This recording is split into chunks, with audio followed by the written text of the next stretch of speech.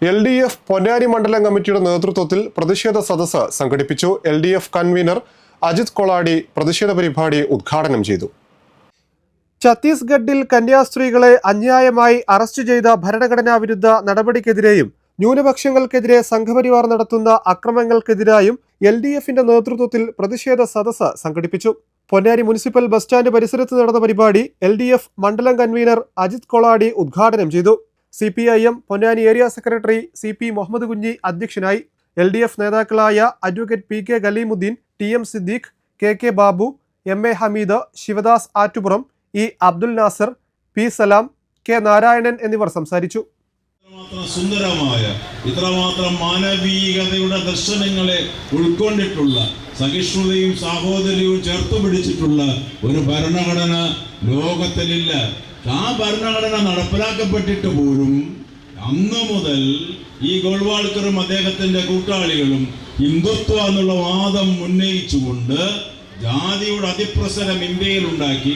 ജാതി എന്ന് പറയുന്ന മഹാഭൂതത്തിനെ ഏറ്റവും ഭീമാകാരമായിട്ട് പഴയ കാലഘട്ടം മുതലേ വളർത്തി, ഇപ്പൊ കൂടുതൽ വളർത്തിക്കൊണ്ട് ജാതിയുടെ അതിപ്രസരം ഇന്ത്യയിൽ ഉണ്ടാക്കുമ്പോൾ ഇതും ഇതിൻ്റെ അപ്പുറത്തുള്ള ചെയ്തികളൊക്കെ നമുക്ക് പ്രതീക്ഷിക്കാൻ സാധിക്കും. കൂട്ടുത്തരവാദിത്വത്തോടുകൂടി ഭരിക്കുന്ന ഒരു ഗവൺമെന്റ് അല്ലായിരുന്നു ഒരു നേതാവ് ഭരിക്കുന്ന ഗവൺമെന്റ്. ആ നേതാവിന് വേറൊരു നേതാവേ ഉള്ളൂ. ആ നേതാവിന്റെ പേരാണ് മോഹൻ ഭാഗവത്, RSS തലവൻ. RSS തലവനാണ് ഇന്ത്യ ഭരിക്കുന്നത്, അല്ലാണ്ട് ഇന്ത്യൻ പ്രധാനമന്ത്രിയല്ല. നാഗ്പൂർ ഹെഡ്ക്വാർട്ടേഴ്സിൽ നിന്ന് കിട്ടുന്ന നിർദ്ദേശങ്ങൾ അനുസരിച്ചുകൊണ്ടാണ് ഈ RSS തലവന്റെ നിർദ്ദേശാനുസരണം. അതിൻ്റെ അപ്പുറത്തേക്ക് പോകാൻ ഒരു പരിധി വരെ മോഡിക്കോ അമിത്ഷായ്ക്കോ സാധിക്കുകയുള്ളൂ. കഴിഞ്ഞ ദിവസങ്ങൾക്ക് മുമ്പ് ഒരു ട്രെയിനിൽ യാത്ര ചെയ്യാൻ പോകുന്ന 2 കന്യാസ്ത്രീകളുടെ കൂടെയുള്ള ഒരു കുട്ടിയെ തട്ടിക്കൊണ്ടുപോയതാണ് എന്ന് ഇല്ലാത്ത കഥ പ്രചരിപ്പിച്ചുകൊണ്ട് അവരെ റെയിൽവേ പോലീസ് പിടിക്കുന്നു. ഒരു പോലീസ് വിളിച്ചു പറഞ്ഞതിന് പ്രകാരം ബജ്രംഗ് എന്ന് പറയുന്ന കൊടും ഭീകരവാദ സംഘടന അവരെ പരസ്യമായി ഭേദ്യം ചെയ്യുകയും തുടർന്ന് അവിടുത്തെ പോലീസ് ഒന്ന് അറസ്റ്റ് ചെയ്ത് കൊണ്ടുപോവുകയും ജയിലിലടക്കുകയും ചെയ്യുകയാണ്.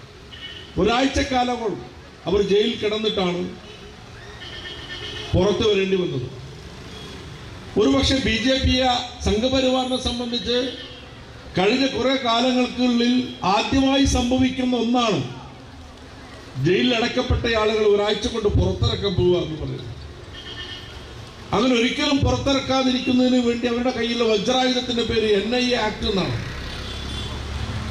NIA ആക്ട് പ്രകാരം ഒരാൾ അറസ്റ്റ് ചെയ്താൽ ആ അറസ്റ്റ് ചെയ്തതിന്റെ കാരണം പോലും അന്വേഷിക്കേണ്ടതില്ല എന്ന വിദണ്ഡ നീതിയാണ് ഇന്ന് ഇന്ത്യ രാജ്യത്ത് നിലനിന്നുകൊണ്ടിരിക്കുന്നത്.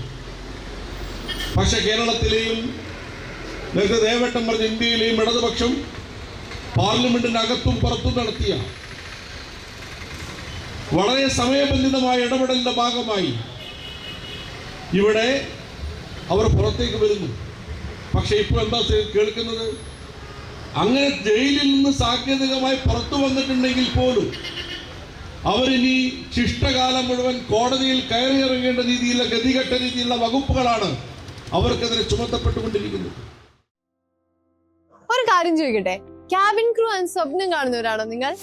എങ്കിൽ നിങ്ങളുടെ സ്വപ്നങ്ങൾക്ക് പറക്കാനായി 50 വർഷത്തെ അക്കാഡമിക് പ്രവർത്തന പരിചയമുള്ള അക്ബർ ഗ്രൂപ്പിന്റെ അയാട്ട അംഗീകൃത ഏവിയേഷൻ ഇൻസ്റ്റിറ്റ്യൂട്ടായ അക്ബർ ക്യാബിൻ ക്രൂ ഇൻസ്റ്റിറ്റ്യൂട്ടിൽ നിന്നും +2 കഴിഞ്ഞ ആർക്കും diploma in cabin crew in hospitality management, advance diploma in airport management, BBA with airport operations Akbar ട്രാവൽസിന് അണ്ടർ വരുന്ന ഇൻസ്റ്റിറ്റ്യൂട്ട് ആയതുകൊണ്ട് തന്നെ ഇന്റർനാഷണൽ ലെവൽ ട്രെയിനിങ്ങും 100% പ്ലേസ്മെന്റ് അസിസ്റ്റൻസും നിങ്ങൾക്ക് ഉറപ്പാണ്.